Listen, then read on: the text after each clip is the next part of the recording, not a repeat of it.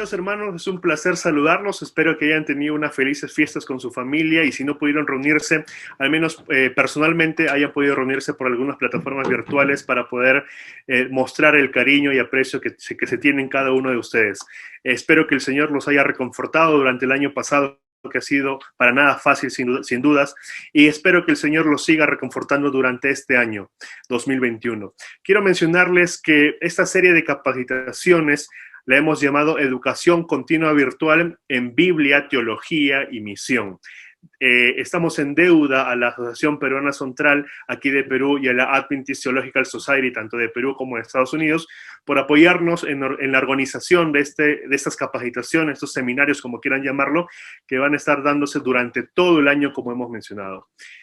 También quiero mencionarles que para que ustedes puedan estar al tanto de las presentaciones, seguir el programa, algunos cambios, etcétera, no olviden de seguir nuestras páginas de Facebook y de YouTube, por donde serán transmitidos las más de 50 presentaciones que tenemos para ustedes.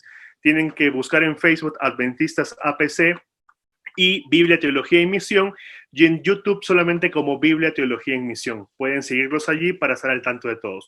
También no se olviden, y es muy importante esto de aquí, que deben registrarse para que puedan recibir los materiales y sus certificados. Ahora, es muy probable que no tengamos disponibilidad a todos los PowerPoints que los presentadores nos dispongan. Sin embargo, vamos a tratar de conseguir la mayor cantidad posible para poder compartírselo a ustedes. Dicho esto, recalco, la inscripción es completamente gratuita. Ustedes no tienen que pagar ni un sol, ni un dólar, ni un peso para poder participar de esta serie de capacitaciones. Otro punto que quiero mencionarles es que al final, esperamos Dios mediante, a finales de año, probablemente antes, vamos a estar publicando una serie de libros que van a que contienen la mayor parte de las presentaciones aquí, y eso sí tendrá un costo, pero ya las avisaremos después, más adelante, sobre esos detalles. Otro punto importante que les quiero recordar es que nos estaremos reuniendo los martes y jueves a las 7 p.m. hora de Perú, GMT-5, excepto algunas fechas donde la asociación o la unión aquí de la iglesia tenga otras actividades. Para ello les avisaremos a través de las páginas ya mencionadas o también por los correos electrónicos en los cuales ustedes indiquen al momento que se registren. Por eso es importante registrarse. Así que cualquier consulta que ustedes tengan, no se olviden de unirse a nuestro grupo de Telegram. Ya no usamos por el momento más WhatsApp. Telegram tiene muchas más ventajas, así que para estar al tanto de todo también de una manera más rápida y no solamente por correo electrónico, únanse a nuestros grupos de Telegram. Dicho esto, hermanos, antes de darle ya el tiempo al orador de esta noche, vamos a hacer una oración. Acompáñenme donde están. Amado Padre que estás en el cielo, Señor, queremos agradecerte una vez más porque tú, a pesar de las dificultades a las que nos enfrentamos como seres humanos, tú provees los medios para poder continuar estudiando tu palabra. Gracias por estar con nosotros, por habernos hecho parte de este seminario, por habernos acompañado durante el año pasado, que ha sido difícil, y porque estamos también seguros de que nos vas a seguir acompañando durante este año, y sobre todo en los temas, nos vas a dar la disposición de poder participar en estos temas que definitivamente van a enriquecer nuestra vida espiritual. Quédate con nosotros, Señor, y también te pedimos que bendigas al orador de esta noche, como también a todos los demás oradores, al equipo del APC, del Adventist Theological Society, también al equipo que esté involucrado detrás del telón, coordinando con los ponentes, viendo las preguntas, etc. Te pedimos también por ello, Señor, en nombre de Jesús. Amén. Bueno, el orador de esta noche, de hecho, no necesita presentación, es una persona bastante ya conocida por todos nosotros, no solamente aquí en Sudamérica, donde yo estoy en Perú, sino también en otras partes del mundo.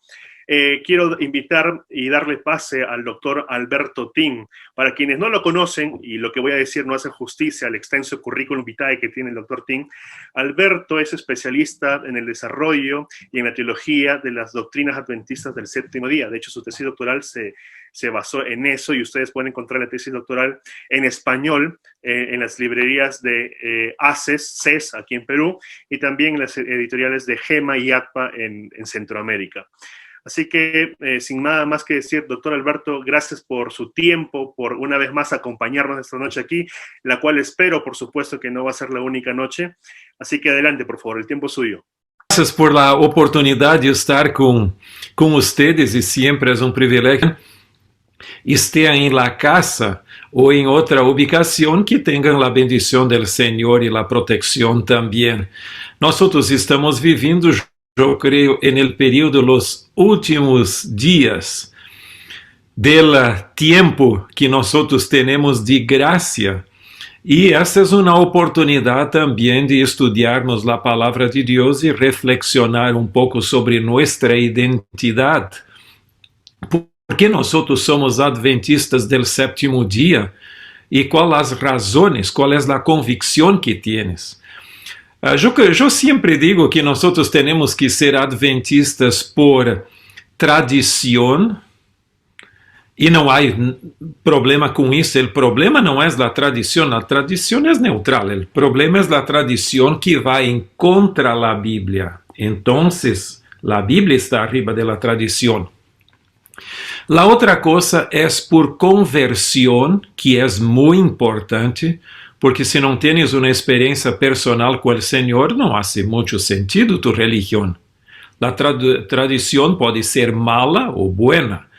Ahora, por supuesto, Jesús habló en contra de la mala tradición de los ancianos. Ahora, hay un otro punto. También tendrías que ser por convicción, porque si no tienes la convicción de que la Biblia es nuestra regla y que la Iglesia Adventista está en conformidad con la Biblia, tendrías que cambiar, porque sería una ilusión. Entonces, estas tres cosas son importantes, pero me gustaría, hablando con usted de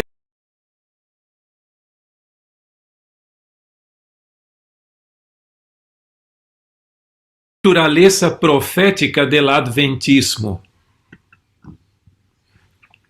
E, por lo tanto, yo creo que nosotros no somos simplemente una iglesia. Nós somos mais do que uma igreja. Agora, me gostaria de começar com uma pergunta.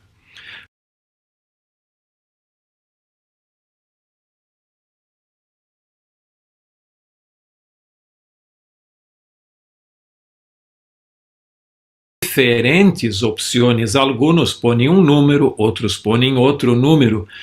Pero me gustaría solo llamar tu atención para lo que diz el informe del Status of Global Mission de 2014 desta Universidade Americana Gordon Conwell. Mais ou menos em julho de 2014 já existiam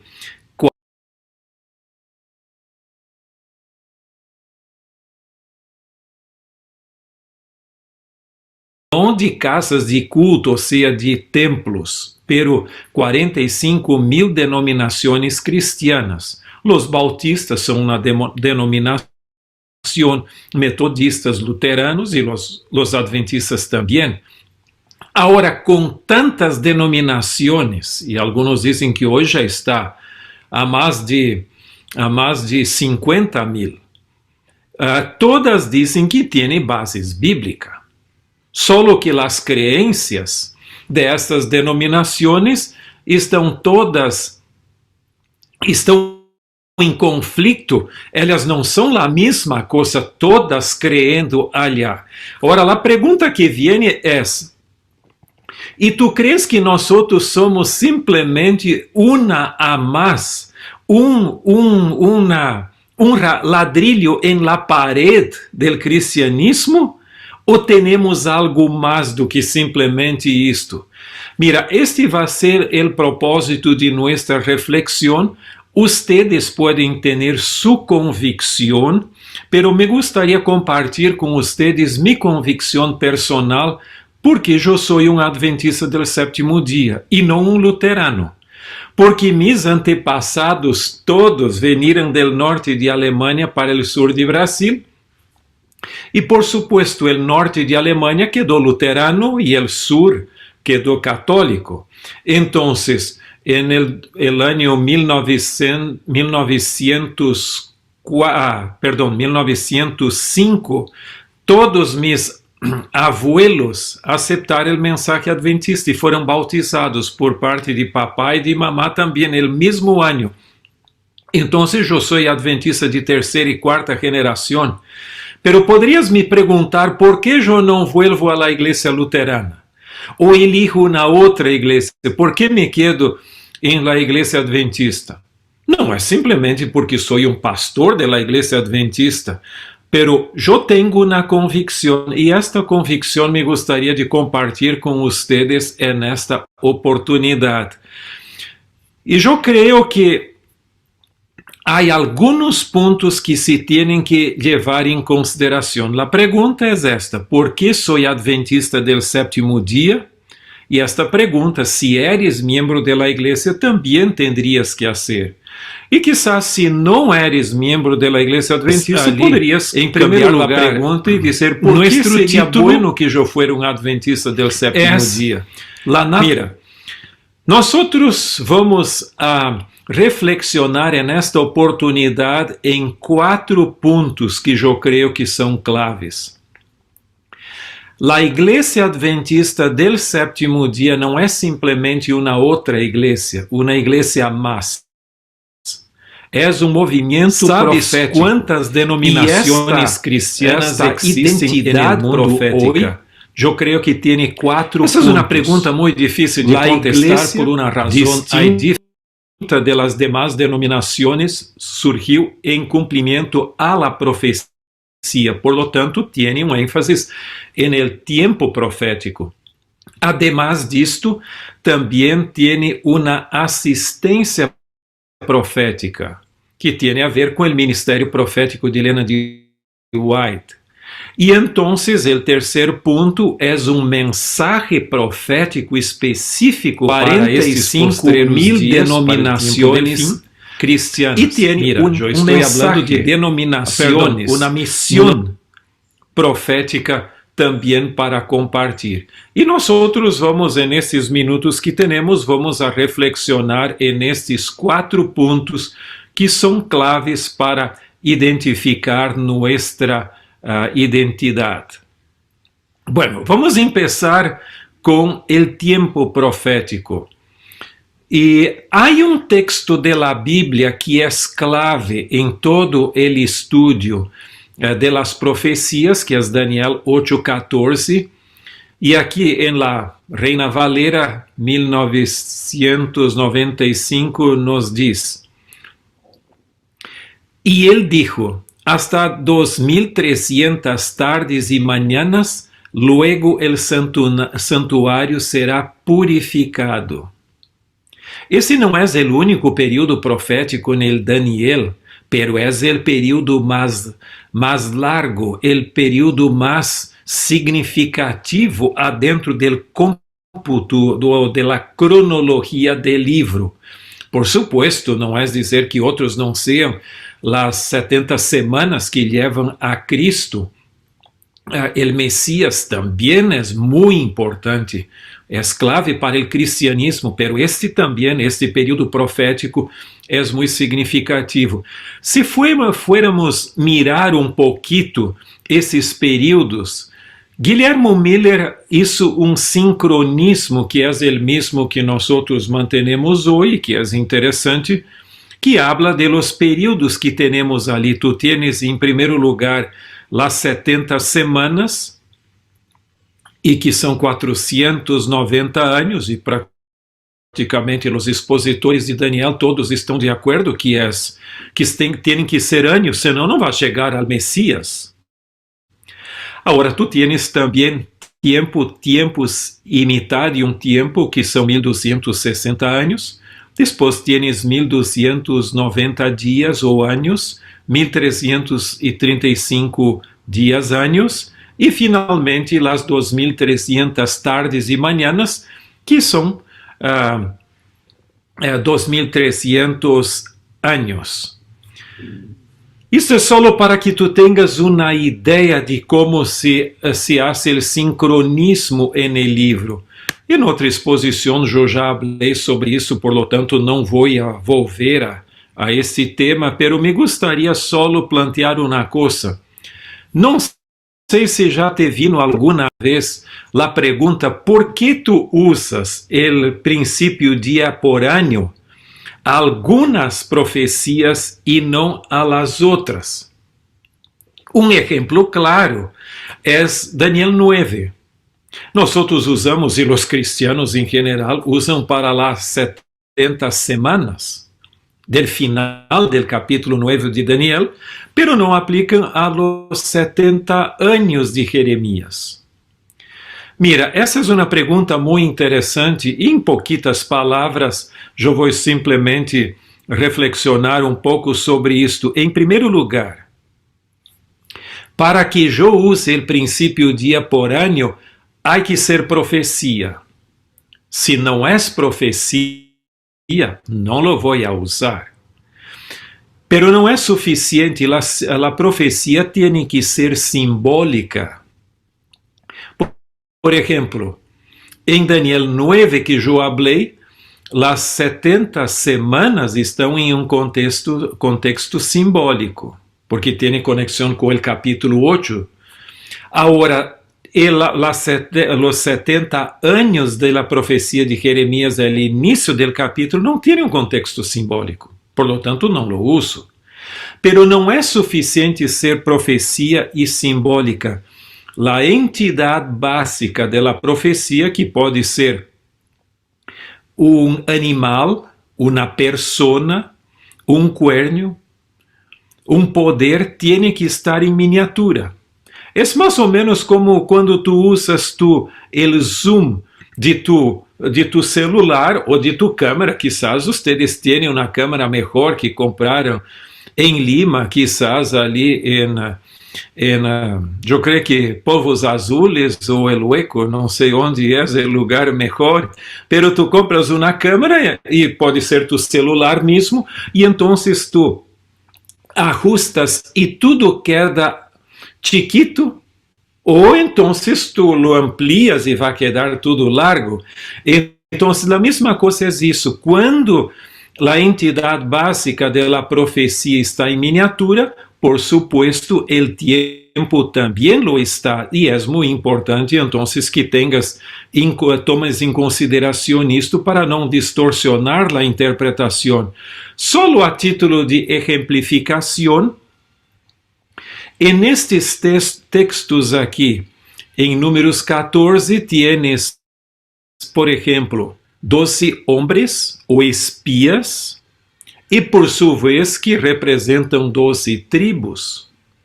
E o texto mesmo diz que cada um de los 40 dias de expiação na terra de Canaã representam 40 anos. Lo mesmo tu tienes em Ezequiel. Tu tienes ali Ezequiel representando Israel ali início e depois cambia para Judá, e os dias involucrados também representam anos. No capítulo 7 de Daniel tienes animales, 4 animales que representam reinos, por lo tanto o tempo também tem que ser interpretado por el princípio de cada dia representa um ano. Acuérdese que em la profecia, tempo representa ano, e naquele entonces, cada ano era de 360 dias, não 365 como temos hoje. Depois se arreglava, cada mais ou menos 19 anos, se arreglava um mês para corrigir a pérdida por ser um pouco mais curto. Pero aqui tu tienes simplesmente uma ilustração. Depois Daniel 8, outra vez animales que representam reinos, e o mesmo capítulo lo identifica como reinos. E então, o mesmo tu tienes ali. O livro de Apocalipse é semelhante.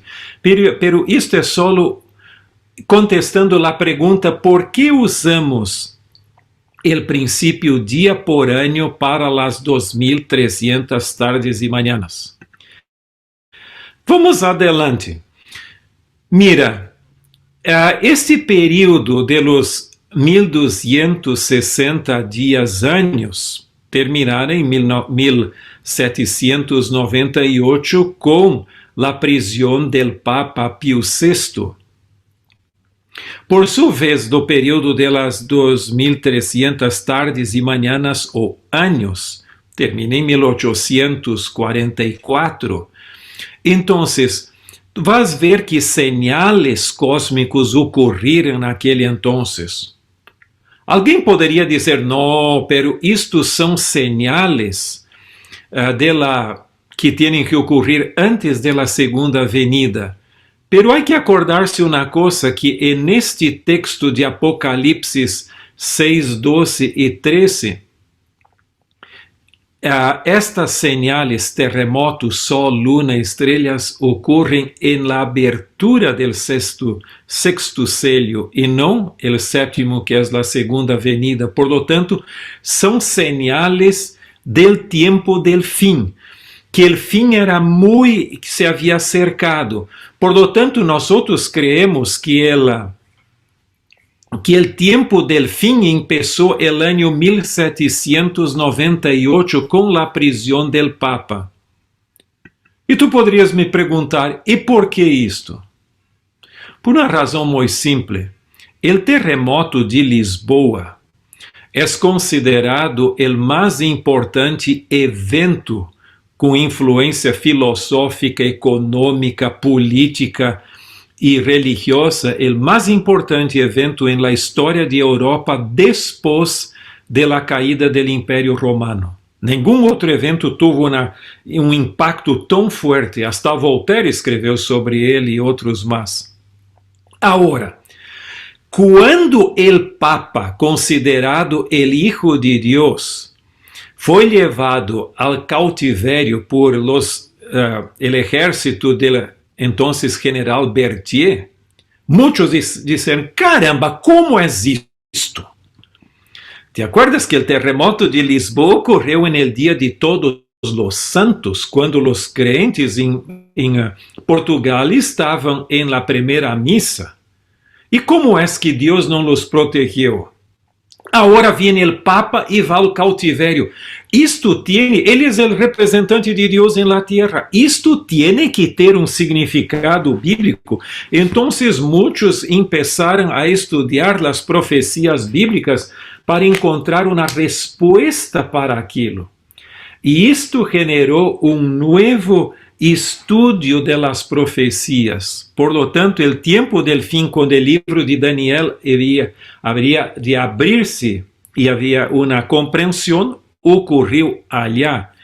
Y todo esto fue una preparación, este tiempo del fin, para el inicio del juicio preadvenimiento que empezó en 1844, al término de las 2300 tardes y mañanas o años.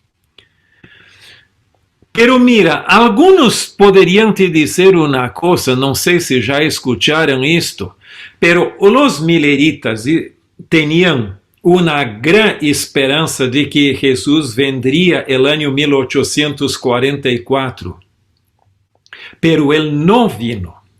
Entonces, el adventismo, su raíz, su fundamento es una ilusión porque esperaban Jesús volver y él no vino. Por lo tanto, ya empezó como un error. Entonces não pode ser válido. Não sei se alguém de ustedes já lo escuchou, pero este é um argumento que eles usam. Pero me gostaria plantear contigo uma coisa.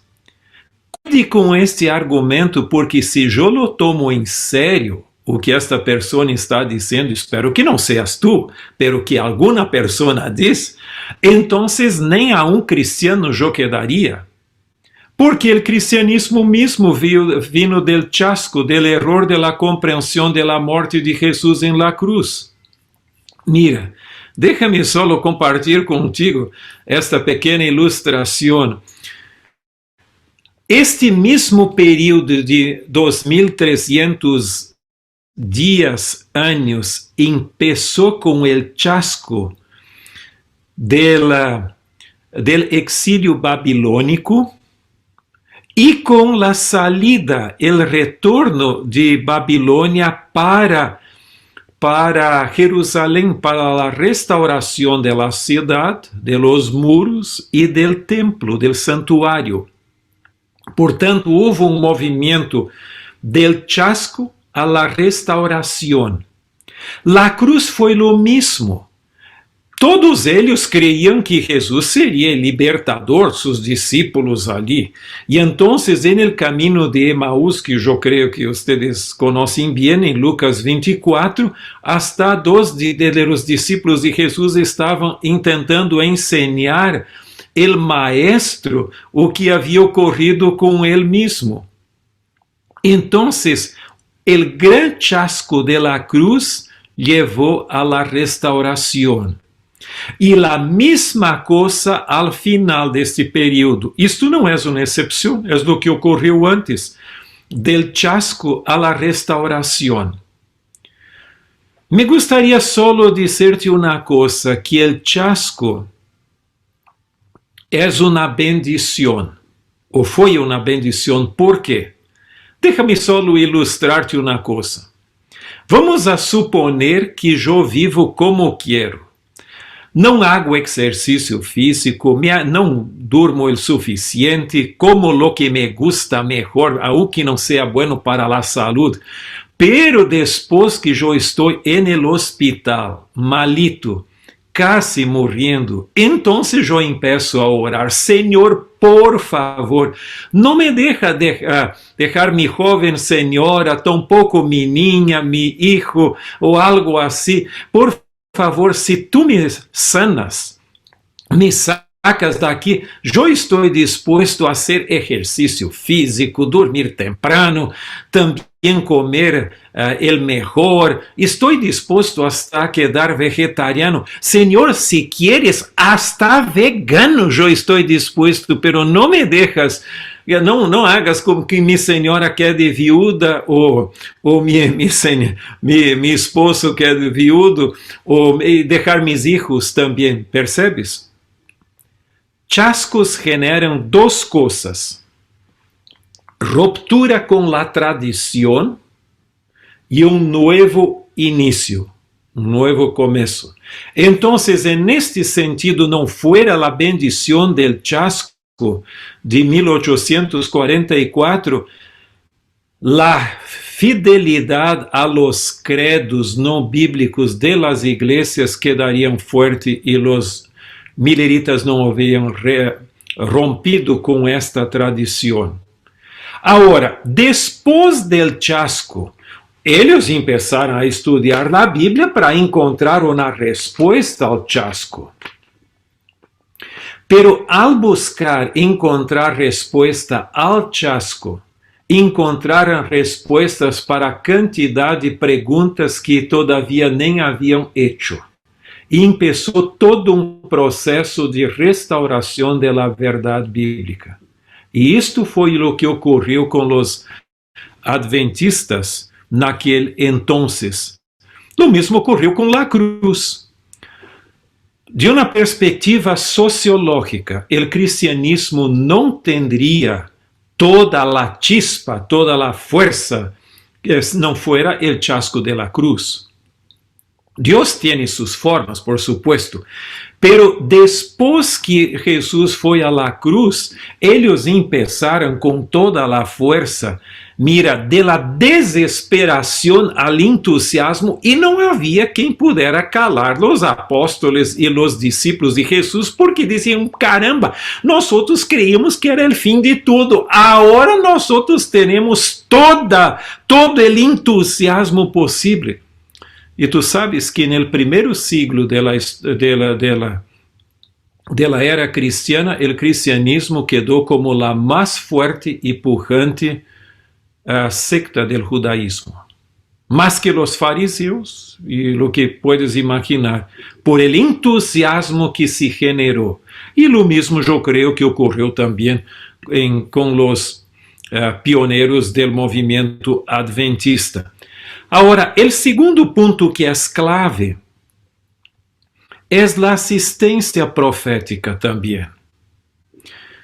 Mira, Vamos a suponer que alguna vez fueres a Buenos Aires, que está aqui abaixo na pantalla, na parte inferior da pantalla, e tienes que tomar um vuelo ao norte mais ao norte de Argentina, pode ser quizás Corrientes ou Córdoba, alguma cidade ali. E o dia estiver clarito, mira por la ventana e vas encontrar o grande delta del rio Paraná. El delta tiene, sabes, delta é quando o rio forma quantidade de canales distintos, como puedes ver aqui.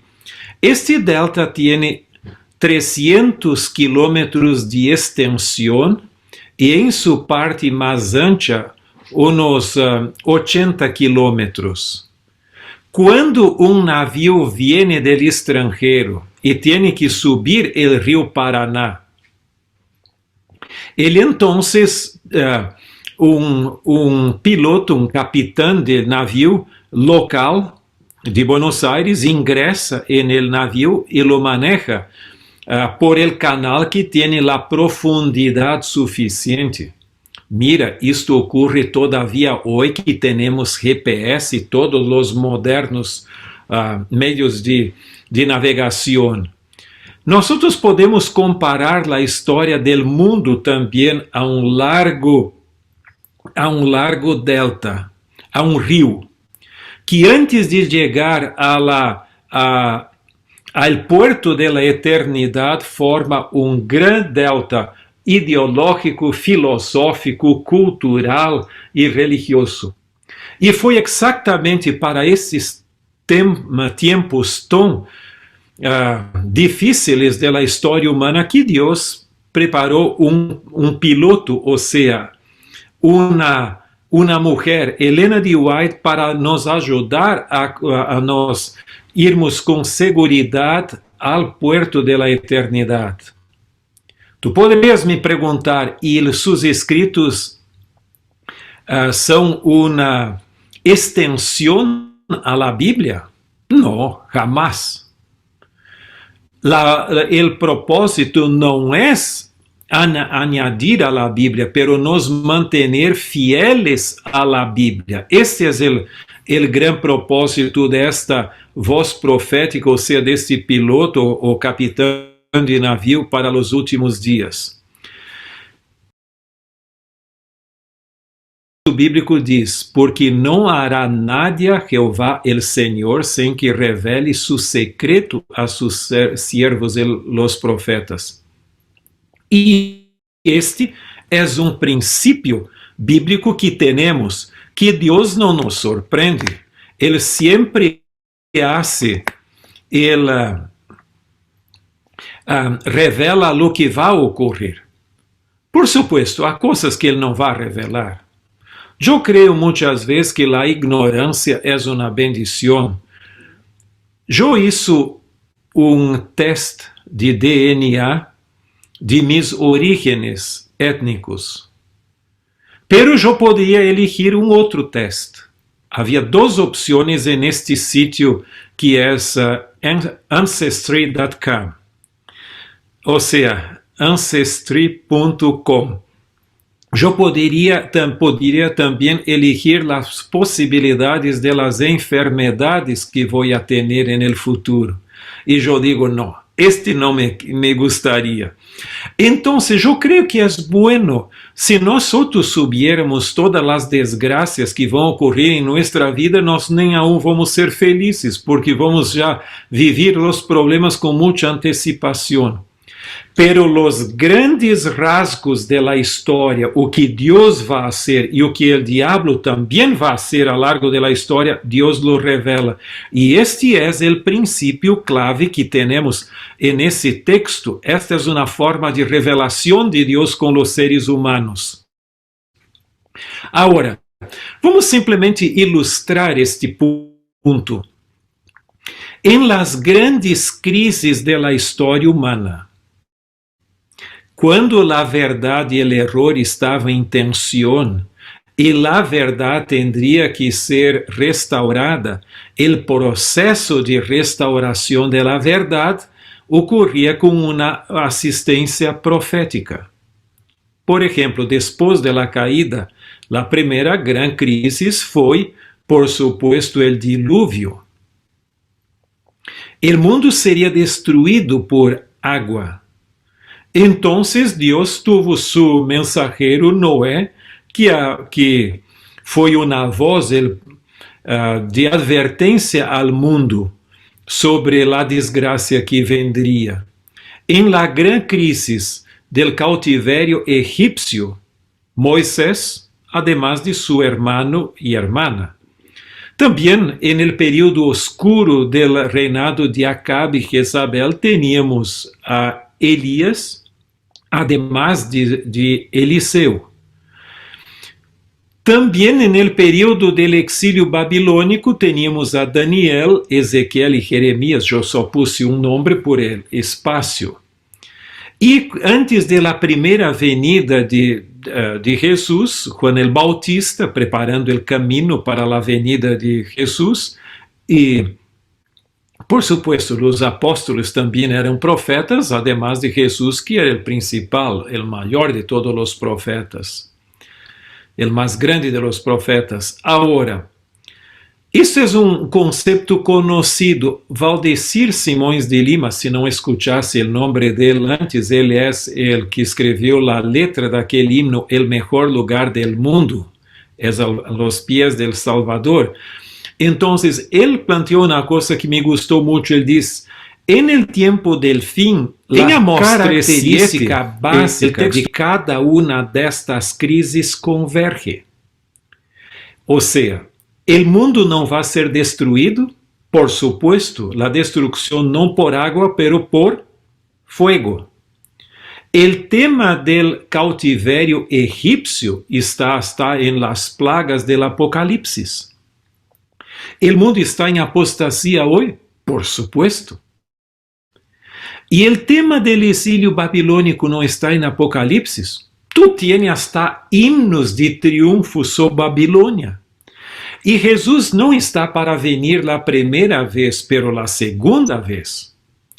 Mira, si en cada una de estas grandes crisis Dios tuvo la asistencia profética en el proceso de restauración de la verdad, ¿tú no crees que en la final restauración de la verdad y en preparación para la segunda venida también habría un profeta? ¿Sería esta la excepción, ningún profeta?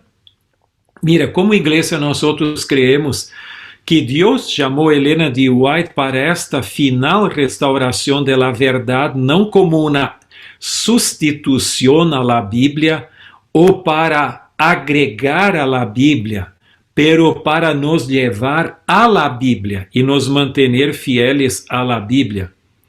A mí me gusta llamar Elena G. White como un GPS profético.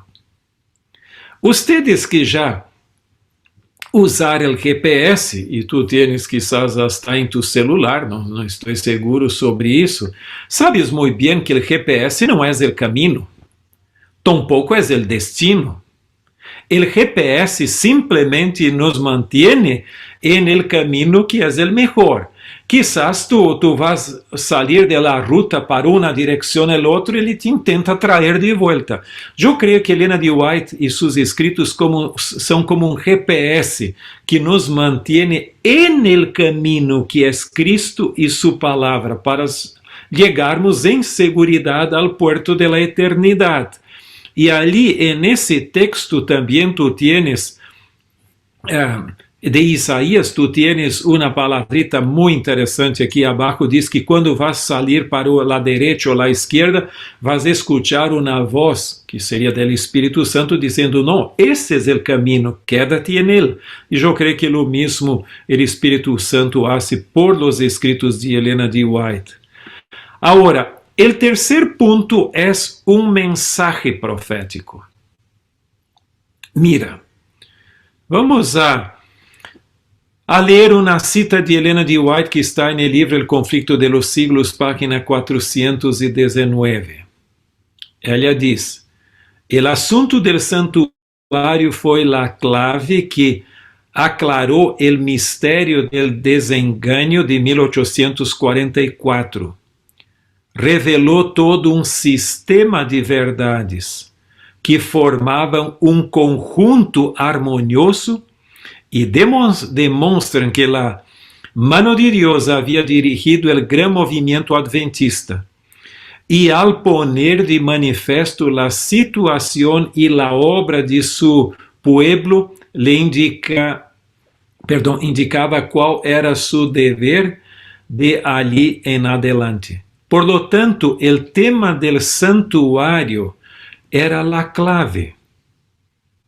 Tú podrías me perguntar, ¿por qué el tema del santuario la clave?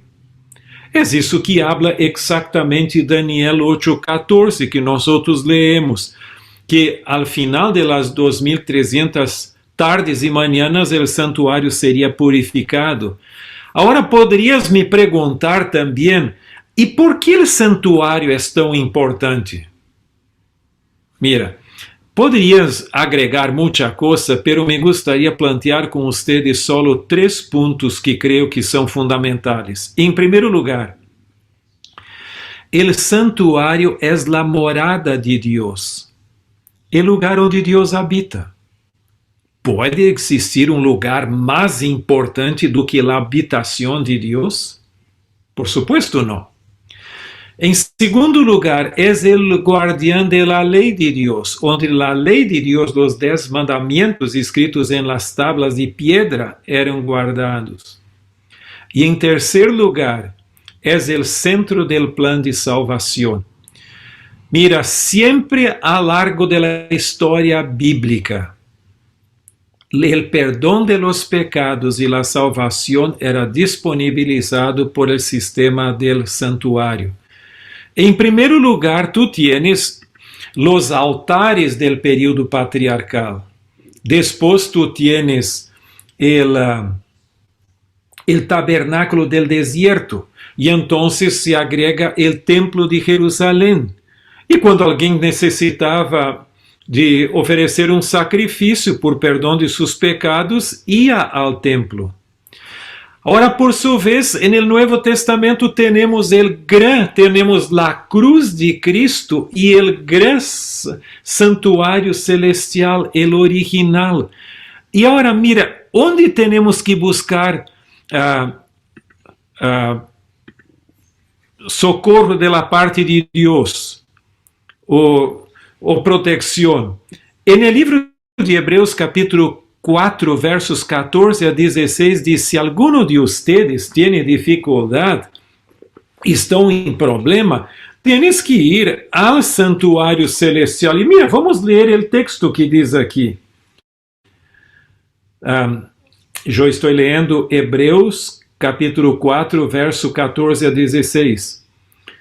Portanto, teniendo gran sumo sacerdote que traspasó los cielos, Jesús, el Hijo de Dios, retengamos nuestra profesión, porque no tenemos un sumo sacerdote que no pueda compadecerse de nuestras debilidades, sino uno que fue tentado en todo según nuestra semejanza, pero sin pecado.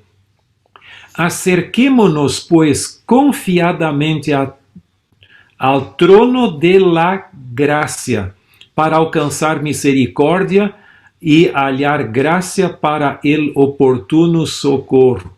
Então, onde vamos buscar socorro para nuestras dificuldades? El trono de la gracia. E onde está el trono de la gracia? En el santuário celestial, onde Jesus ministra como nuestro sumo sacerdote. Por lo tanto, tu tienes aqui um apelo muito forte em todo o livro de Hebreus a irmos ao santuário celestial em busca de socorro. Se fuéramos ler Daniel 8, 9 a 14, todo o texto, o tempo não nos permite, pero vas ver uma coisa interessante, que o texto, o sea, los versos de 9 a 12, hablan de la profanación del santuario. por este cuernio que empezó pequeño, creció mucho y se volvió en contra el ejército del cielo, o sea, los hijos de Dios, contra el príncipe de los ejércitos, que también es el sacerdote del santuario, contra el continuo, o sea, la continua administración del santuario y el lugar de su santuario también, y contra la verdad. Y en el verso 13, entonces viene una pregunta: ¿hasta cuándo va a quedar esta desgracia toda? Y entonces el texto, el verso 14 dice: hasta 2300 tardes y mañanas y el santuario va a ser restaurado, vindicado y purificado. Por lo tanto, esta es nuestra identidad. Nós somos el pueblo de la restauración de la gran verdad del santuario, que integra las demás verdades. Mira, en este diagrama que tiene muchos detalles, pero no me gustaría quitar tiempo con él. Solo me gustaría llamar la atención que en el inicio, en el lado izquierdo, tú tienes una V y una F. La V es para verdad o verdadero y el F para el falso sistema del santuario. Dios siempre tuvo el sistema del santuario, empezando, por ejemplo, con los altares y dos hermanos allá, Abel y Caín. Abel haciendo su sacrificio de animal y Caín el falso, un sacrificio vegetariano. Por supuesto, es bueno que seamos vegetarianos, pero allí no era el plan de Dios, porque allí solo la sangre podría simbolizar el sacrificio de Jesús. Después, en el tabernáculo, tú tienes otra vez Moisés y Arán. Mientras Moisés estaba en el monte recibiendo todas las instrucciones para la construcción del santuario, abajo estaba Arán con su falsificación. Y después el mismo Salomón, que hizo la preparación, o sea, que arregló el templo, construyó el templo de Jerusalén, después construyó también templos para sus mujeres paganas. Entonces, siempre hubo una falsificación del plan de Dios. Ahora, es interesante que después del período apostólico, el papado puse abajo todo el sistema del santuario. Por ejemplo, la Biblia habla del santuario celestial, donde está el trono de la gracia, pero si fores a ver, el papado diz: no necesitas esto, tú puedes te confesar al cura. Vá ali al confessionário, ali buscas e não necessitas mirar al Cristo. Tu tienes os intercessores, hasta alguns dizem que nadie pode ir ao Padre ou a Jesus se Maria não lo lleva allá. Então, a Bíblia diz que Jesus morreu uma vez por todas em la cruz e não se repete, pero en la misa tu tienes la Eucaristía e tienes la repetición del sacrificio de Cristo en la misa. Ahora, la mediación también. La Biblia dice que la persona cuando muere queda en la sepultura, pero el catolicismo dice no, va al cielo, al infierno, al purgatorio. Ahora, la Biblia dice que Jesús va a venir una segunda vez. Sí, pero ya está en el cielo. ¿Por qué la segunda venida si ya está en el cielo?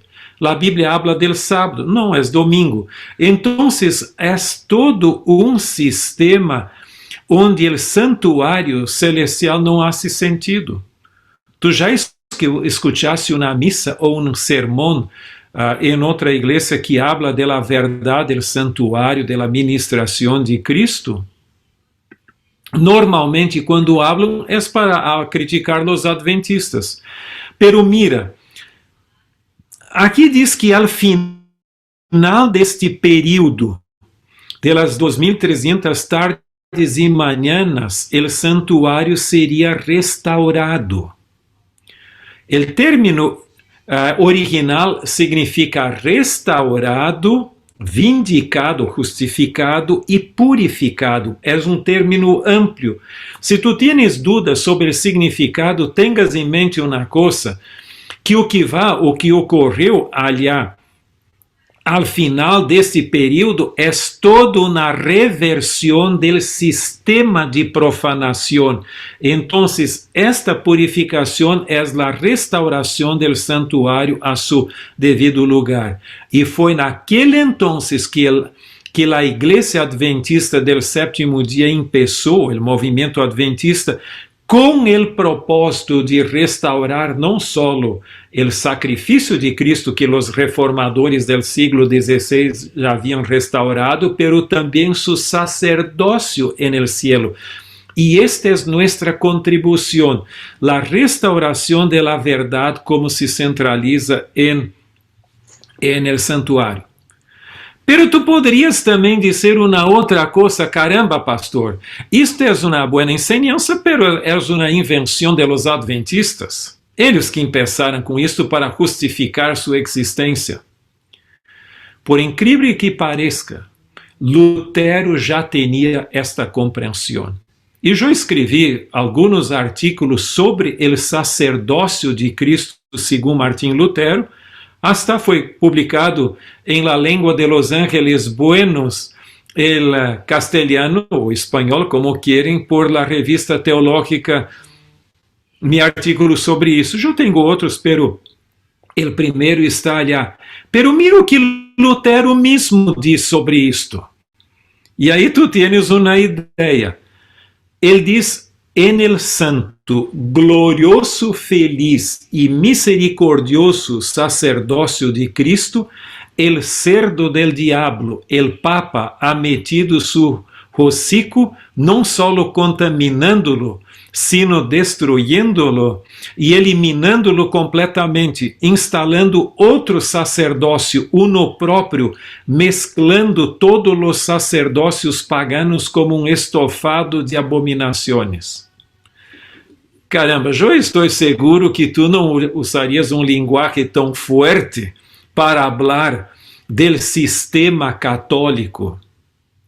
Pero Lutero falou muito forte. Essa é só uma cita para exemplificar. Há outras, todavia, onde ele também fala sobre isso, pero ele tinha a compreensão também que o sistema papal, com uma dimensão horizontal, tudo ocorre a nível de la misa e aqui en la tierra, quitou de la mente de los cristianos la idea de la muerte de Cristo como una sola en la cruz y su sacerdocio en el cielo.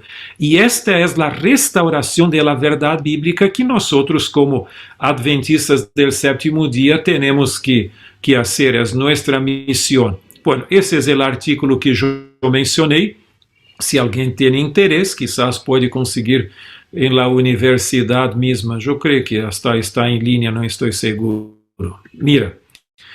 Ahora, nuestro mensaje adventista es integrado por el santuario, porque allí dice que los mensajes también, dice allí el texto de Daniel 8, habla, allí 9 hasta 13, habla que este poder antagónico a Deus haveria também de poner abaixo hasta a verdade. Que verdade é esta?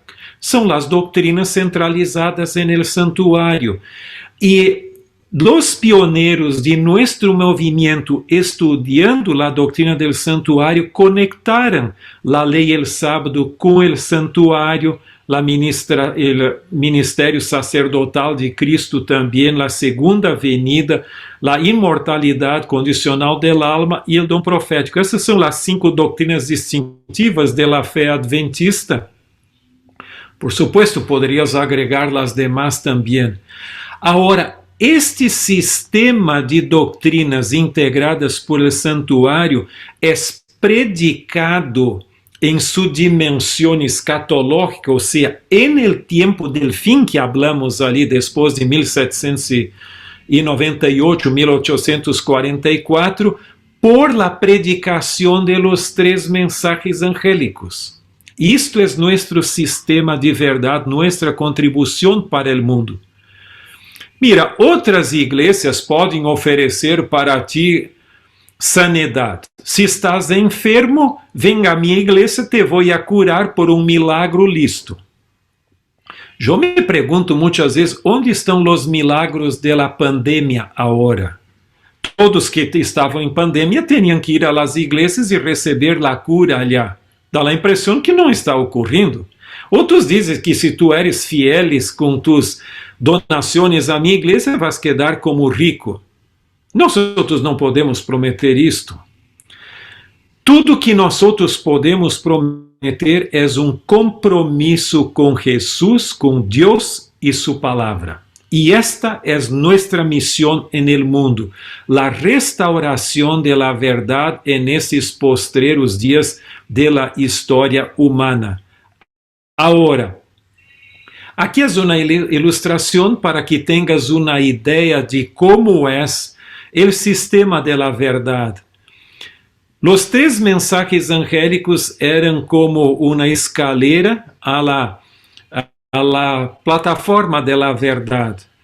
E mientras o santuário celestial está sendo purificado por el sacerdócio de Jesus, como diz ali Hebreus capítulo 9, versos 22 e 23, os 3 mensagens angélicos de Apocalipse 14, 6 a 12 estão sendo predicados em la tierra em preparação para a segunda venida de Jesus.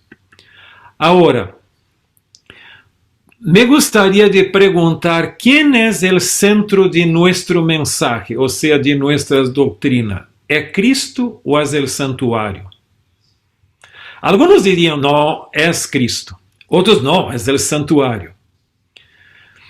Eu te digo uma coisa, não é o santuário sem Cristo vazio, tampouco Cristo afuera de seu santuário. O centro de nosso mensagem é Cristo em seu santuário. ¿Por que sacá-lo de seu santuário? Não há razão alguma.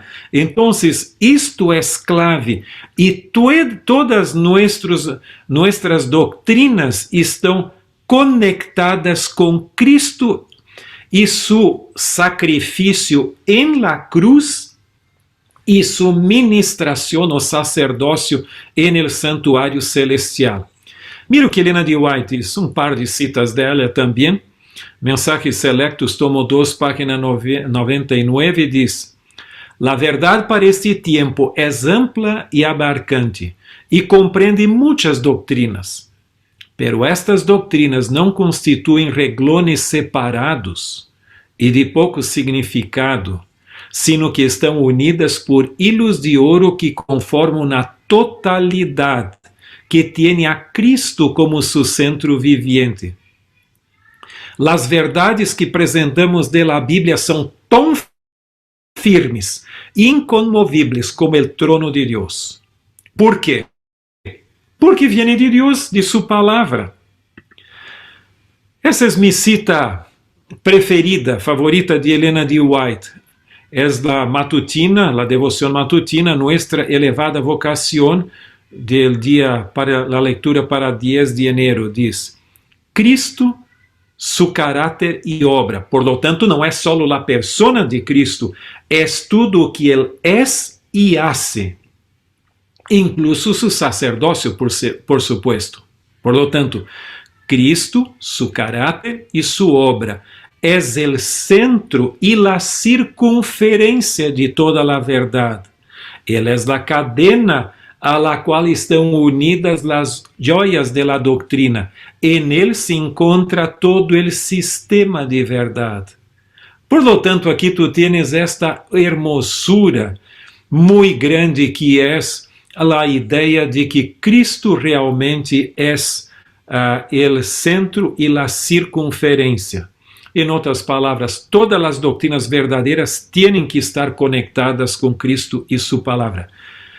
Mira, si ustedes quieren estudiar un poquito más el tema de cómo el santuario integra las doctrinas, tú tienes el libro de la izquierda, es el original completo en inglés, publicado pela Sociedade Teológica Adventista, e depois tu tienes a versão de IATPA e de ACES, que é numa forma, o contenido é basicamente o mesmo, pero simplesmente muitas referências bibliográficas foram sacadas para que o livro seja um pouco mais digerible, um pouco mais acessível à la lectura. E esse aqui de ACES é o de la derecha. Mira, há um ponto muito importante. Todos os cristianos, se são cristianos genuínos, creem no sacrifício expiatório de Cristo em la cruz. E se não creem no sacrifício expiatório de la cruz, nem a um cristiano são. Alguns também creem na segunda venida. Pero, además de enfatizar o sacrifício expiatório de Cristo em la cruz e la segunda venida, nós outros não creemos que Jesus esteja no cielo só em uma larga vacação ali, esperando que o Padre diga: mira, hijo, agora é hora de quizás tu ir a la tierra buscar mis hijos ali. Não! Nós outros temos mensagem não só do que Cristo hizo por nossa salvação en el passado e o que vai ser en el futuro, pero nós outros temos forte mensagem cristocêntrico del Cristo contemporâneo, o que ele está haciendo por nossa salvação em preparação para a segunda venida. Ele ministra los méritos de su sacrifício em la cruz para nosotros en el santuário celestial, e tudo isto em preparação para su segunda venida. Agora, o último ponto, que é muito cortito, é sobre a missão profética. Mira, se o adventismo surgiu em um tempo profético, al final de las 2300 tardes e mañanas, ou seja, anos, para a restauração de la verdade del santuário, como uma assistência profética para nos mantermos leales a la palavra de Deus e não distorcioná-la, e temos forte mensagem profético para predicar ao mundo, por supuesto, não podemos quedar com isto para nós outros temos que predicar esse mensagem. E aqui vem nosso compromisso como cristiano. Não simplesmente como uma mais no cristianismo, pero o compromisso com aqueles que estão comprometidos com a palavra de Deus. En el Evangelho de Juan, capítulo 16, 13, diz que o Espírito Santo, quando vendria, e a guiar a todos a toda a verdade. Portanto, o compromisso cristiano é ser guiado por el Espírito Santo a toda a verdade. Jesús habló para el diablo hasta en el desierto de la tentación que temos que viver de toda a palavra de Deus e não só de la palavra que mais me gusta, da la palavra que mais me conviene, não, de toda a palavra. E perdão, aqui está um pequeno erro, o último é o Mateus 28, 20. E diz que nós outros teníamos em la gran comissão o dever de ensinar todas as ordenanças de Cristo. Por lo tanto, nós outros temos compromisso não só com o princípio de la sola escritura, ou seja, de la exclusividade de la escritura, pero de la tota escritura, ou seja, de la totalidade de la escritura. Essas são expressões de la reforma protestante. E nossa missão é predicar a verdade de los três mensajes angélicos, ou dos mensajes de los três ángeles. De Apocalipse 14. El primero es una proclamación. El segundo es una declaración de la caída de Babilonia. Primero es la proclamación del Evangelio eterno en el contexto de la hora de su juicio. Después viene la declaración de la caída de Babilonia y finalmente una polarización de adoración. Aquellos que adoran a Dios y aquellos que adoran la bestia y su imagen. O, em outras palavras, o falso sistema de adoração e o verdadeiro. ¿Te acuerdas realmente que isto foi o que vimos em aquele diagrama da história do santuário, onde tu tienes o falso sistema abaixo em rojo e em azul o outro, o verdadeiro? E esta polarização nós temos aqui en el fin de la historia de la humanidad. Entonces, aqueles que são leales a Deus vão estar ali guardando os mandamentos de Deus e tendo a fé de Jesus, e os outros vão quedar com as distorções do falso sistema de adoração. Me gostaria terminar com uma ilustração, uma analogia e um texto bíblico para vocês. Vamos a suponer que Joel Iparraguirre tiene un auto destes y yo tengo el otro. Y entonces cuando tú me preguntas, ¿y el precio? Y nosotros queremos te vender el auto, por supuesto, no tenemos autos tão hermosos como esses, pero es solo una ilustración. Entonces, cuando el precio es el mismo y yo intento te convencer que tienes que comprar mi auto y no el de él. Y cuando me preguntas entonces, ¿por qué tienes que comprar mi auto y no el de Joel? Yo digo, mira, hay que comprar mi auto porque mi auto tiene ruedas. Mira, hay que comprar mi auto porque tiene puertas. Por favor, compre mi auto porque tiene ventana. Hasta tiene un timón. Por favor, compre mi auto porque tiene hasta un motor. ¿Tú crees que eso va a convencer va a te convencer? Jamás, porque si no tiene estas cosas, nenhum auto es.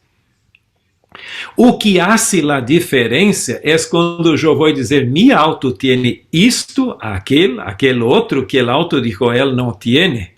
Entonces, sí, entonces me quedo com el tuyo. Muitos querem convencer o mundo predicando solo Jesus me ama e aquilo que todos os cristianos têm. Predicar a persona de Jesus, todos cristianos têm que fazer. Se não lo haces, não eres cristiano. Agora, os outros predicam a persona de Jesus, pero nós outros temos um compromisso com as enseñanças de Jesus. E isto hace toda a diferença. Hoje as pessoas querem aceitar a Jesus como Salvador, pero não como Senhor. Querem aceitar, querem reavivamento, pero não reforma. Querem aceitar a persona de Jesus, pero não querem ter um compromisso com suas enseñanças. E nossa missão como adventistas do sétimo dia é chamar o mundo a um compromisso não só com a persona de Jesus, pero também com suas enseñanças. Su muerte en la cruz del Calvário, su gracia, el amor de Deus, pero também mi compromisso de obediência, porque estamos nos acercando del fim de todas as coisas e del juízo final. Agora, o texto e a buena promessa que temos para nós outros está em São Mateus capítulo 24, 14. E será predicado esse evangelho del reino em todo o mundo, para testemunho a todas as nações, e entonces vendrá el fim. Que tu estejas involucrado não só em creer este mensaje, pero também em predicar, e com a seguridade que tu estás com Deus e sua palavra, e quando el fim vendrá, vas tener la recompensa, ou seja, vas tener la oportunidade de ir al cielo y adorar a Dios en su santuario, delante del trono de Dios, como diz Apocalipsis capítulo 7, verso 15. Y que esta sea tu bendición y la mía también, en mi oración y mi deseo. Amén.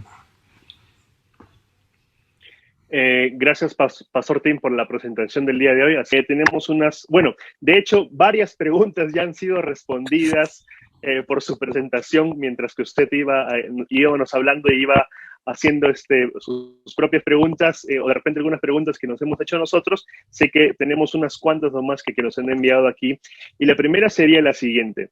En una presentación que usted estuvo con nosotros en el mes de julio, al hablarnos del santuario, usted señaló que ha habido cambios en la interpretación de la doctrina del santuario a través de los años en la Iglesia Adventista. La pregunta es, ¿estos cambios también se pueden ver si hablamos de la escatología adventista? La escatología adventista ha sufrido cambios, ha habido retrocesos, de repente nuevos paradigmas, ha habido desafíos a los que se enfrenta hoy día, de repente relacionados a la hermenéutica. Como un ejemplo quizá, nosotros consideramos que somos el remanente, el pueblo final de Dios, pero algunos miembros de iglesia, desde 1970 en adelante, están diciendo que esto no debería ser así. ¿Qué nos puede decir al respecto? Es una excelente pregunta. La cuestión es cambio en qué sentido, en qué dirección. Yo creo que, por ejemplo, en la doctrina del santuario hubo cambios en sentido no de negar el santuario celestial, pero quizás no un énfasis como se podría dar. Por ejemplo, hubo una pérdida del énfasis del santuario como integrando los mensajes adventistas. Entonces da la impresión que muchas veces, por una cuestión más práctica, se quedó con una pila de ladrillos do que una pared. No creo que hubo distorsiones doctrinarias, pero la necesidad de énfasis. Hoy muchos predican, Jesús me ama, Jesús, tú eres la persona más hermosa y cosas así, y la gracia de Dios es necesaria, por supuesto, pero también si dejamos afuera el elemento distintivo de la fe adventista, entonces no hay razón para quedarnos afuera del movimiento ecuménico. Entonces, no creo que hubo negación. Ahora, en cuanto a la escatología, como adventistas del séptimo día nos mantuvemos siempre leales a la escatología adventista como planteada en la Biblia, y por supuesto, y también Elena de White lo pone, y en el sentido de siempre mantenermos el historicismo, la interpretación historicista. Ahora, hubo indivíduos, personas que quizás puseram um ênfase aqui, outro ali, hasta herejía, pero não puedes dizer que isto é a igreja, porque um predicador independiente, de um ministério independente, predica uma coisa, não diz que é a igreja, e que eu estou de acordo com ele, por supuesto, não, isso é por conta dele. Aunque ele quer dizer que isso é o novo ênfase que há em la igreja, não. Houve alguns cambios em detalhes? Sim, por supuesto. Déjame solo ejemplificar, por ejemplo, la cuestión de la comprensión del Armagedón.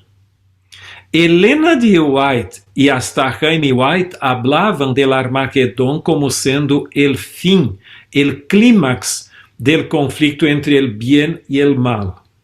Ahora, bajo la influencia de Uriah Smith, o Uriah Schmidt, como llamarlo, él puso mucho énfasis en la cuestión del Oriente y Turquía y algo así, aquella cosa toda allá.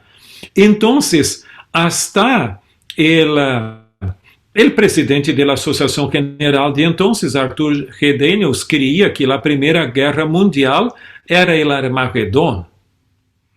Después vino la Segunda Guerra Mundial también, no tanto, pero algunos hasta preguntaron si no sería el Armagedón. Hasta que después, por influencia de un australiano, Louis Weir, que fue popularizado después por La Rondelle, se volveu à compreensão de que o Armagedon não é uma batalha física, uma terceira guerra mundial ou algo assim, uma guerra mais, pero é o final cósmico entre o bem e o mal. E nesse sentido é que tu tienes um texto que alarga a compreensão do Armagedon. Por supuesto, é Apocalipse capítulo 19. Mira o que diz aqui. E vi a la bestia e a los reyes de la tierra e a sus ejércitos reunidos para guerrear contra el que montava el caballo e contra su ejército. Entonces, en otras palabras, es el clímax, la batalla final entre el bien y el mal.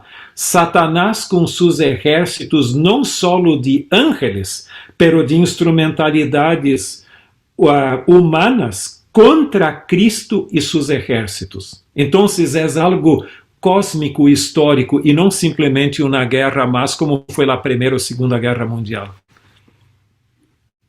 Gracias, Pastor.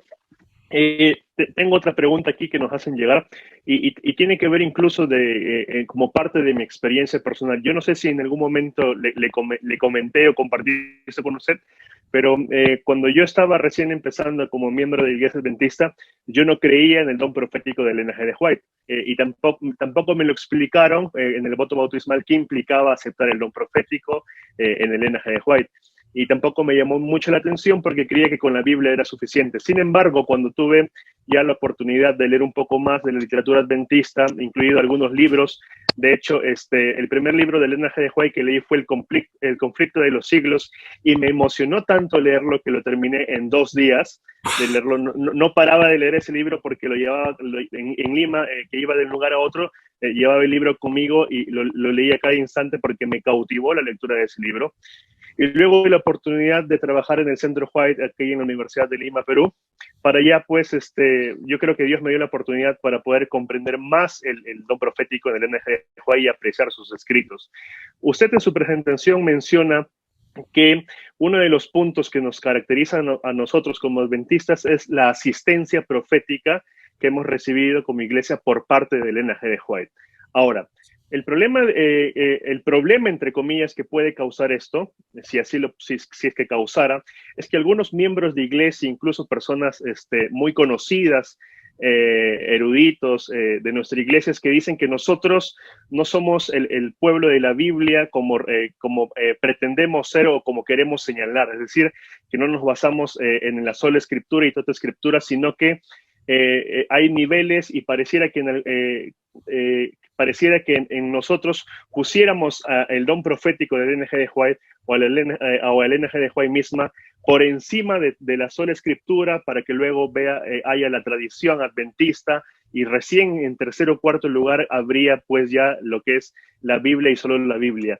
¿Es esto cierto? ¿La iglesia adventista interpreta así la Biblia? ¿Es este orden que han pretendido dar algunos es el correcto? ¿Es cierto que de repente algunos grupos sí creen en esta jerarquía y se los ve así? ¿O es simplemente una generalización? Mira, por supuesto que es una generalización por una razón. Tú tienes personas que ponen Elena de White arriba de la Biblia. Por supuesto. Como também tem aqueles que põem Elena de White a la basura. Então, eu posso mirar de um lado e dizer, mira, todos então põem Elena de White arriba de la Bíblia. Não. E também tu pode dizer, todos põem Elena de White a la basura. Tampouco. La posición de la iglesia adventista, si quieres tener una idea, hay el libro que yo fui hasta el editor que es titulado El don de profecía o el don profético en la escritura, en la historia. Si fueres mirar el apéndice, los apéndices A y B, principalmente, tú tienes una relación de todas las declaraciones oficiales de la Iglesia Adventista en relación con el don profético a lo largo de los años, especialmente en las las asambleas de la Asociación General. Entonces, ali tú tienes la posición oficial y no la opinión de un individuo o del otro, que distorsiona para un lado o para la derecha o la izquierda. Ahora, por supuesto que muchas veces declaraciones pueden no ser tomadas en cuenta en la práctica. E há predicadores, quizás, que vão muito allá. Agora, para que tu tenhas uma ideia de que isto é uma generalização que não se pode tomar em sério, porque a pessoa está mirando solo um lado da moneda como se a moneda tivesse uma sola cara. Não é assim. É uma coisa. A Igreja Adventista tem o comentário bíblico adventista, houve outros intentos e hoje se está fazendo um comentário de quantidade de volumes, además do comentário de Andrews, que saiu agora o Antigo Testamento, está por sair o Novo Testamento também, todavia esse ano, eu creio. Agora mira, há um comentário largo de muitos tomos. Era para ser 17, pero tengo a impressão que vai ser mais, todavia. Então, agora, algumas pessoas, ministérios independientes, han sacado Bíblias com anotações de Helena de White, ou seja, notas de pé de página com citas de Helena de White. El Ellen G. White Estate, onde eu trabalho, ou seja, o patrimônio literário de Helena de White, não aceita esse tipo de iniciativa, o que alguns intentam hacerlo por uma razão. Não nos gostaria que a leitura da Bíblia fosse sugestionada por Helena de White. Puedes usar por tu conta, eu isso uso também. Por ejemplo, la comprensión de los evangélicos, de los evangelios es muy aclarada por la lectura del deseado de todas las gentes. Es increíble y muchos pastores evangélicos y hasta católicos usan el deseado de todas las gentes, jamás ponen el nombre ali. Quando eu era pastor de distrito no sul de Brasil, eu tinha uma coluna en el periódico de la ciudad. Y era un mensaje de la Iglesia Adventista. Y el pastor luterano también. Yo fui a leer la columna del pastor luterano y había un largo párrafo sacado del deseado de todas las gentes como plagio y no había puesto la referencia porque si él agregara Helena G. de White sería un hereje. Pero todo ali está. Um estudo que se hizo há alguns anos aqui em Estados Unidos puse Helena de White como o sexto autor mais leído entre os pastores evangélicos, e não só adventistas, evangélicos em geral, de 40 anos para abaixo. Eles leem, les gusta, pero não lo citam por el prejuízo que há contra ela. Agora, há que cuidar. Alguns estão generalizando esta questão de dizer que Helena de White agora é a Bíblia, está arriba de la Bíblia. Alguns lo hacen, pero não lo generalices, porque não creio que é assim. Todo el sermão tem que ter bases bíblicas. Agora, tu puedes citar Helena de White, como eu hago também. Por que quando eu vou a citar, por exemplo, vou a citar um filósofo, ou um reformador, ou um grande teólogo, caramba, esse tipo é erudito. E não há problema. Quando eu vou citar a Helena de White, há que ser bíblico.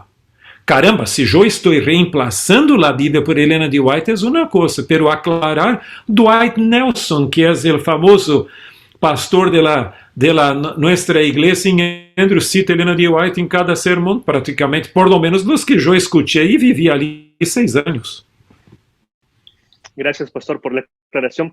Y de hecho, pastor, siguiendo con el tema del don profético del Helena G. de White, yo sé que probablemente esa pregunta ya la ha respondido en alguna de sus otras charlas que ha tenido, pero este problema de poner al Helena G. de White por encima de la Biblia se vería también en el grupo de hermanos de la iglesia que creen que Cristo va a venir en el 2031, porque al parecer, hasta donde yo he podido averiguar, he podido leer, he podido escucharlo a usted incluso y a otros predicadores, ellos basan más el establecimiento de una fecha de que Cristo viene en el 2031 en base a Elena G. de White y no en la Biblia. ¿Por qué? Porque cuando van en la Biblia y dicen que nadie sabe el día y la hora, leí un comentario en Facebook, el texto de Mateo 24 dice, nadie sabe el día de la hora, pero no dice el año, y el año es el 2031. ¿Qué nos puede decir al respecto? Yo creo que la Biblia de ellos, de estas personas, quizás es incompleta. Tiene una lacuna. Porque si el mismo Jesús que el mismo Jesús que dijo allí en Mateo 24 que no se puede saber el día y la hora, también dice en el Hechos, antes de su ascensión, el Hechos capítulo 1, el verso 6 y 7. Hechos 1, 6 y 7. Mira o que diz. Entonces los que habían reunido le preguntaron, isso es antes de la ascensión de Jesús, diciendo, Señor, ¿restaurarás el reino a Israel en este tiempo? Y él les dijo, no os toca a vosotros saber los tiempos y las sazones que el Padre puso en su sola potestad. Pero recibiréis poder, y ahí viene el Espíritu Santo y seréis mis predicadores. Entonces, si la idea del día y la hora no se puede tomar en serio en Mateo 24, aquí también el año, porque aquí habla de los tiempos y las sazones. Ahora, mira, estas personas distorsionan, Elena de White, la tendencia de los ministerios independientes y de los predicadores por su cuenta de la izquierda, o sea, los liberales, es de poner Elena de White a la basura. No, solo escritura, solo escritura, solo escritura. Ok, e de las derechas dá a impressão que a Bíblia não é tão importante como Elena de White, pero hace uma leitura distorsionada, porque se fores a ler o início do livro Eventos para los Últimos Dias, tienes toda uma sessão de cantidad de citas que Elena de White diz que nós, depois de 1844, não temos nenhum mensaje baseado em tempo. Que o terceiro mensaje angélico pode ser predicado e não depende de tempo. Por lo tanto, é uma distorção de Elena de White intentar usar Elena de White para o término de los 6.000 anos ou para o término de los 2.000 anos depois de Cristo. E tu sabes, esses tipos vão de rama em rama, como el pájaro, de uma rama a outra. Primeiro era del ano 4 antes de Cristo, que foi mais ou menos o nascimento. Então, Jesus, os 2.000 anos e os 6.000 anos, terminaria o ano 1996. Não passou. El ano 2000, tampouco. Então, del bautismo, 2027. E se não viene, vamos ao ano 31. Então, é 2031. Se não viene, por supuesto, vai ao ano 34, que é o término de las 70 semanas de Daniel 9. E assim a coisa vai. Dá a impressão que as pessoas, não tomam em sério a Elena de White.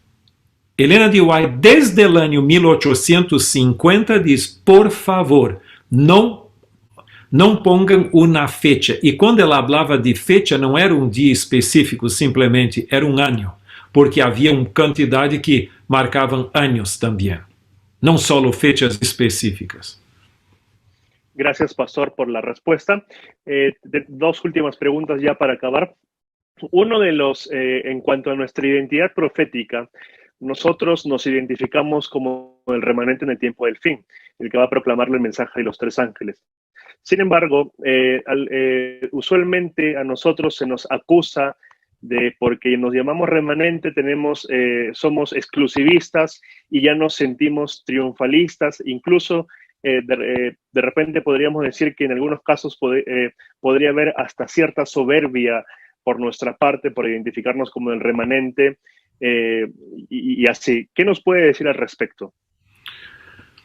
Por supuesto que tú puedes encontrar quizás algunos adventistas com estas características como indivíduos, pero como igreja, el hecho de sermos um movimento profético não agrega privilégios especiais delante de Deus para a salvação, como também os judíos. Jesus mesmo dijo que os fariseus estavam mal.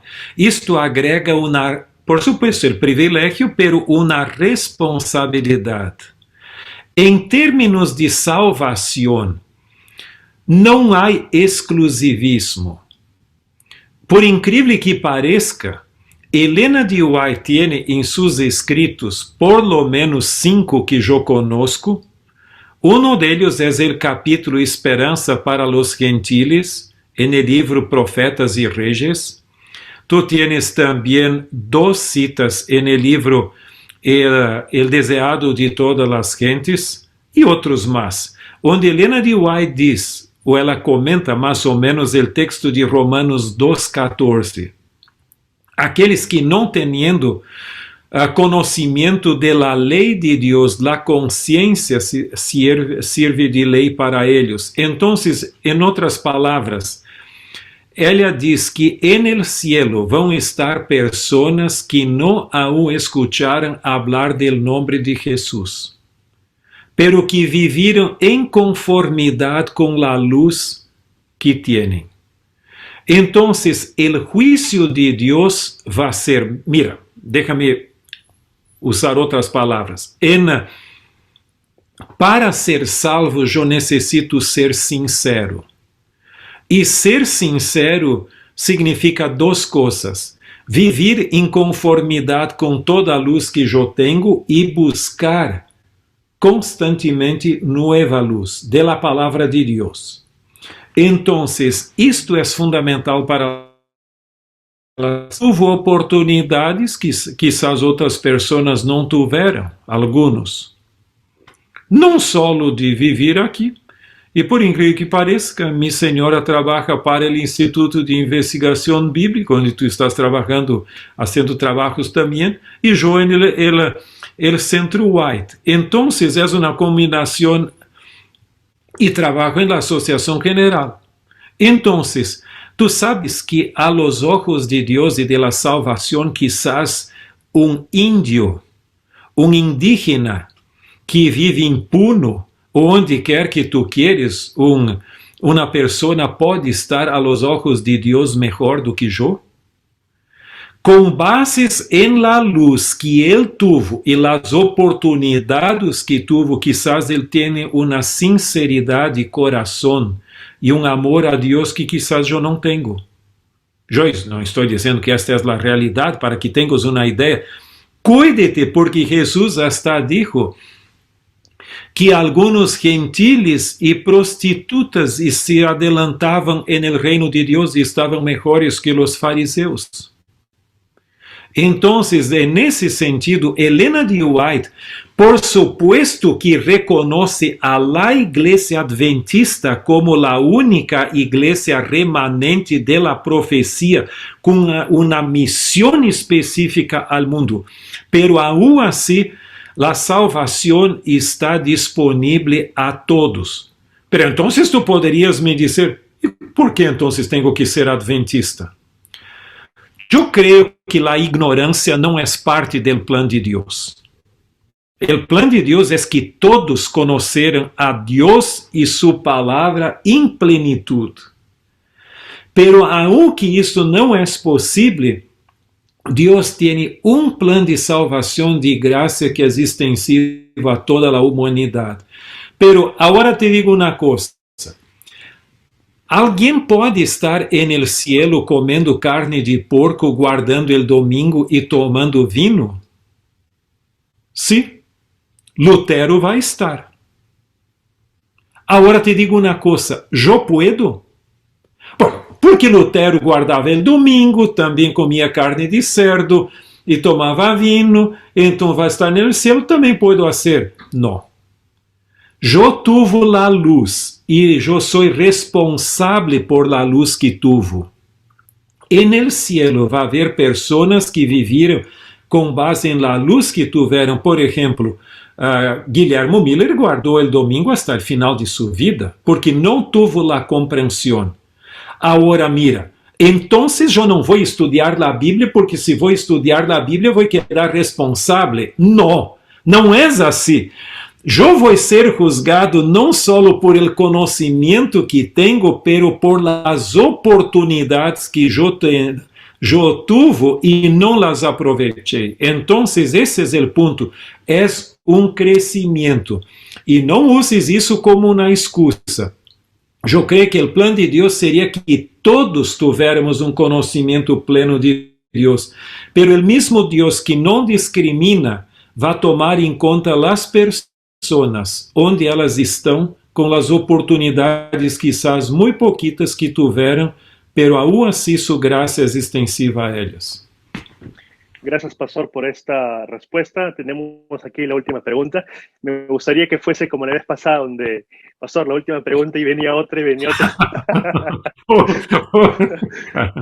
pero en esta vez no va a ser así porque, bueno, como le dije al inicio, ya varias preguntas han sido respondidas, sí. ¿No? Pastor, la última pregunta es la siguiente.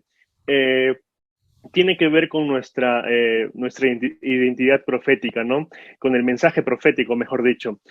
Nosotros, dentro de nuestras características en cuanto a nuestro mensaje, hemos dicho, pues, hemos identificado a partir de la Biblia que Babilonia es la iglesia romana y lo hemos predicado por cientos de años, me parece, hasta la fecha. Sin embargo,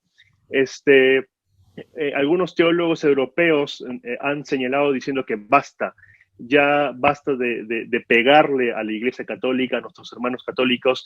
De repente, algunos recientemente en ministerios como Spectrum o Adventist Today han publicado artículos diciendo de que nuestra escatología es una escatología abusiva y que nosotros no deberíamos predicar mensajes con un tono escatológico para infundir temor. Entonces la pregunta es, ¿realmente nuestra escatología es abusiva? ¿Nuestra escatología busca infundir temor a las personas? ¿Qué nos puede decir al respecto? Mira, não sei por que essas pessoas todavia quedam em la igreja adventista. Busque uma igreja onde tenha uma escatologia que não é abusiva. Vão quedar-se melhor. Uma vez eu quando estava escrevendo minha tese de maestria sobre a escatologia de Hal Lindsey, eu hasta fui a uma livraria luterana e tentei perguntar que livros de escatologia vocês têm. E a senhora, dueña da livraria, disse, mira, nós não temos escatologia como luteranos. Então, Lutero tinha. Então, quizás vá a uma igreja como essas que vai quedar mais tranquilo. Por que quedar em la igreja adventista? Mira, a mesma crítica que eu haria, que estes tipos hacen a la escatologia adventista, eu poderia hacer em la Bíblia também. Nós tivemos não ayer, el jueves, uma reunião sobre os 3 mensajes angélicos. E se tu fores ler, aqui, um grupo de teólogos, uns 4 mais ou menos, estávamos discutindo um pouquinho lá, como seria a compreensão de los 3 mensajes angélicos. Mira, vamos a solo mirar em poucas palavras o que diz o terceiro ángel.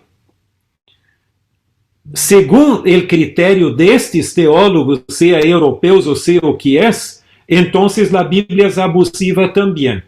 Mira, o terceiro ángel los seguiu dizendo a gran voz: se alguno adora a la bestia e sua imagem e recebe a marca em sua frente ou em sua mano, ele também beberá del vino de la ira de Deus, que ha sido vaciado puro, e el cálice de sua ira, y será atormentado con fuego y azufre delante de los santos ángeles y del Cordero. Y el humo de su tormento sobe por los siglos de los siglos. Y no tienen reposo de día ni de noche los que adoran la bestia y su imagen, ni nadie que reciba la marca de su nombre. Y por contraste, el verso 12, aquí está la paciencia de los santos, los que guardan los mandamientos de Dios y la fe de Jesús. Mira, entonces tienes que acusar también el apóstol Juan, que es el apóstol del amor, de ser abusivo, de ser ali que la persona va a quemar con fuego y azufre por mucho tiempo ali. Y hasta el humo va a subir ali, caramba. Isso es más fuerte simplemente. Mira, quando nosotros hablamos de Babilônia, nosotros não hablamos de personas. Porque há pessoas que não tiveram a luz de la verdade plena em todas as igrejas. E eu creio personalmente que no cielo vão estar católicos, evangélicos e outras pessoas, hasta gentiles, como Helena de White dijo, que não conheceram a verdade. Pero el problema não são as pessoas, temos que amar as pessoas, pero são os sistemas doctrinales que estão em contra da Bíblia.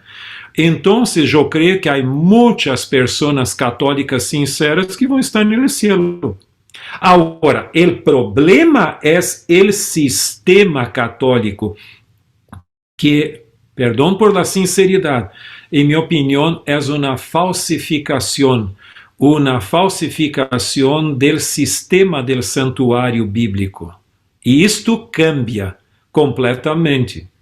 Agora, se eu, conhecendo a verdade, me quedo com um sistema assim, bueno, então eu estou em dificuldade.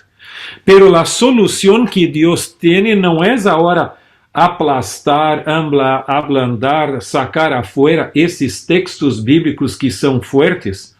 E o mensaje adventista é forte porque a Bíblia mesmo lo é. Agora, a solução é estar com Deus. El mismo juicio investigador y el juicio del milenio y el juicio final, que para los impíos ou para aqueles que não estão com Cristo e sua palavra vão ser a maior desgraça possível, para los hijos de Deus vão ser su vindicación y las buenas nuevas, porque entonces se va a hacer justicia para ellos. Agora, se fueres também a outros passagens bíblicos, como tu tienes, por exemplo, a parábola de Jesus, que tu tienes ali, a parábola de la fiesta. O que ocorreu com aquele tipo que não tinha o vestido de la boda? Não, o amor de Deus dijo, não, tranquilo, quédate aqui. Não. Jesus foi radical, mira o que diz São Mateus 22, verso 1 a 14, mira, não vamos ler tudo, pero solo aqui. El verso 11, e entrou el rei para ver a los convidados, e viu ali a um homem que não estava vestido de boda. E ele disse, amigo, como entraste aqui sem estar vestido de boda? Mas ele emudeció. Entonces el rey dijo a los que servían, atadle de pies y manos y echadle a las tinieblas afuera, allí será el lloro y el crujir de dientes, porque muchos son llamados, pocos escogidos. Mira, Jesús entonces también fue muy, como vou dizer, com el palo muito duro ali. Esse é o mensaje, hasta en los evangelios lo tienes. Si Dios não tuviera uma salvação, uma solução, poderia-se dizer isto. Pero Ele tem o caminho de su amor. Pero aqueles que rechazam su amor vão cosechar as consequências de lo que sembraram. Ou seja, vai ser a eterna desgraça. E a Bíblia não não deixa-me ir, tudo é o amor e tudo. Perdão, esses teólogos que tu mencionaram estão equivocados em sua leitura da Bíblia, porque dá a impressão que a Bíblia só tem amor e não tem justiça. Porque Deus é amor, também é justiça. E que Deus nos ajude, que não, nosso ênfase não necessita ser isto, tem que ser o amor e a graça de Deus, pero aqueles que conscientemente lo rechazam vão cosechar as consequências. Pero que tu e eu, e quem nos está escutando, não estejamos entre esse último grupo. Gracias, Pastor Alberto, por la respuesta. Hermanos, hemos llegado al final del día de hoy. No se olviden que si ustedes quieren saber más, mejor dicho, los ponentes que nos van a estar acompañando en esta nueva serie de escatología y profecía bíblica, pueden ir a la página de Facebook de Adventista San Borja y van a ver un póster con los ponentes, los temas y los horarios, y tendrán que registrarse para poder obtener su certificado y algunos materiales que podremos compartirle a través de sus correos electrónicos.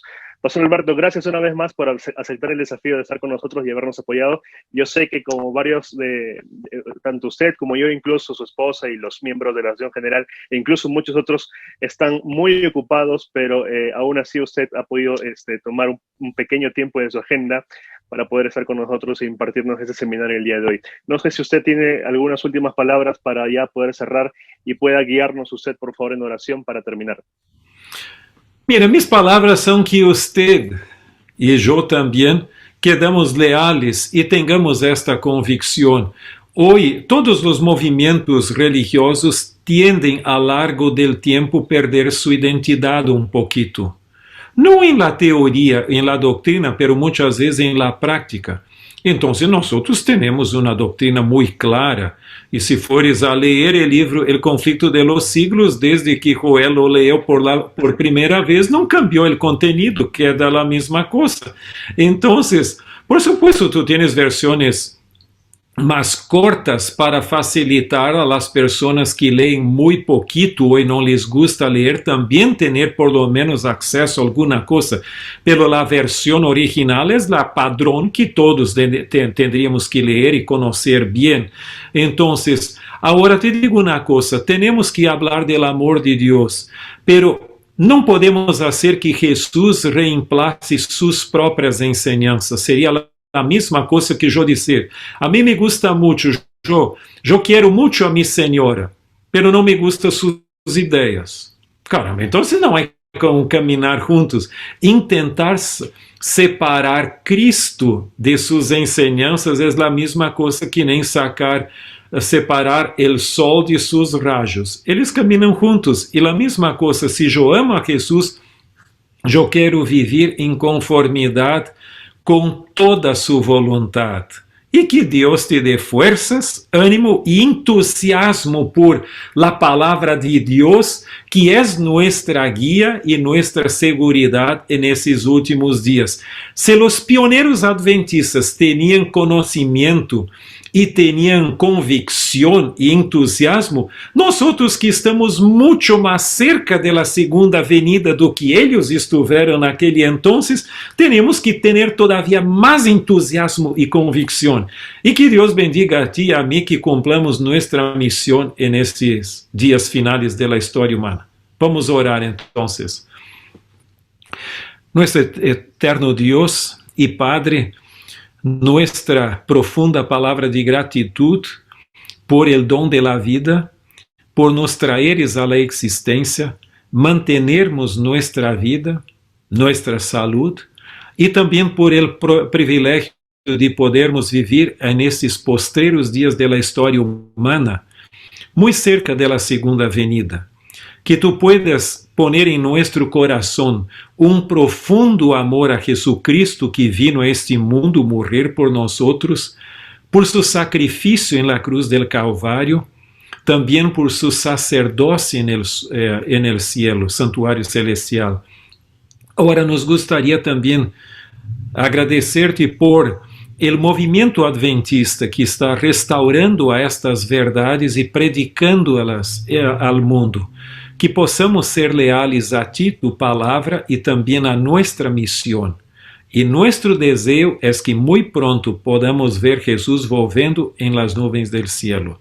Bendice a cada persona que nos está escuchando con salud física, emocional, mental, social y también salud espiritual de una forma especial, y que podamos mantenernos leales a ti y que esta bendición sea también extensiva a la familia. Denos tu bendición hoy y siempre en el precioso nombre de Jesucristo, nuestro Salvador y Señor. Amén. Amén. Doctor Tim, muchas gracias. Saludos en casa, por favor, a su esposa. Esperamos poder reunirnos en otra oportunidad. Hasta luego. Gracias a todos por acompañarnos. Bendiciones. Con gusto.